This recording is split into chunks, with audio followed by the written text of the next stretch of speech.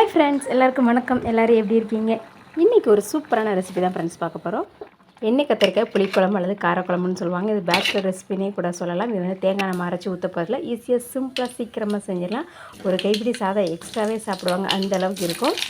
தாளிக்கிறதுக்கு எண்ணெய் சேர்த்துட்டு கடுகு உளுந்தம் பருப்பு ஜீரகம் சேர்த்துட்டு நீங்கள் தேவையான அளவு கத்திரிக்காய் வந்து இந்த மாதிரி ஃபுல்லாக நல்லா கட் பண்ணி எடுத்துக்கோங்க. மேலேருந்து கட் பண்ணி கீழே மட்டும் ஃபுல்லாக கட் பண்ணாமல் விட்டுருங்க. நல்லா இந்த மாதிரி இருக்கும். நீங்கள் இதை வந்து பாதி பாதியாக கட் பண்ணி போனாலும் கூட போட்டுக்கலாம். இது போல் நல்லா இதை வந்து நல்லா ரோஸ்ட் பண்ணி எடுத்துக்கோங்க. எடுத்துகிட்டு தனியாக வந்து கத்திரிக்காய் பிளேட்டுக்கு மாற்றி எடுத்து வச்சுருங்க. இது கூட நம்ம இன்றைக்கி டோட்டலாக புளிக்குழம்பு மாதிரி தான் செய்ய போகிறோம். தேவையான அளவு வெங்காயம் கட் பண்ணி வச்சுருக்கிறேன். வெங்காயம் பூண்டு கொஞ்சோண்டு சேர்த்துக்கலாம்.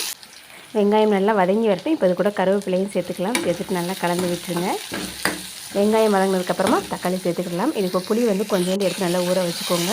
புளிக்கரைசல் சேர்த்துக்கலாம். அவசரத்து புளிக்கரைசல் இல்லாதவங்க பேச்சுலர் சட்டில் நீங்கள் லெமன் வாங்கி வச்சுருந்தீங்கன்னா லெமனை வந்து பிழிஞ்சு விட்டுக்கிடலாம்.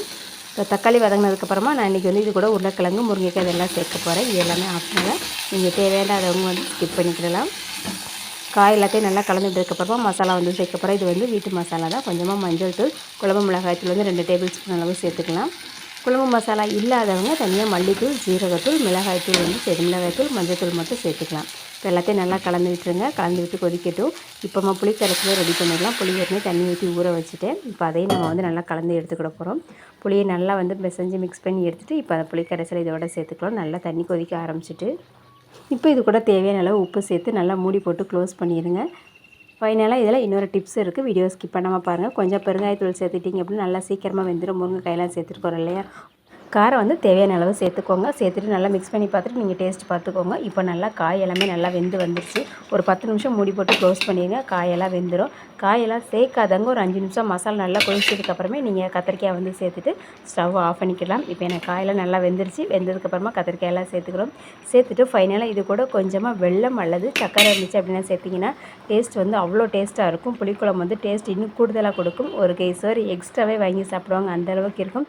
ஸோ மறக்காமல் இந்த டிப்ஸை மட்டும் ஃபாலோ பண்ணிடுங்க.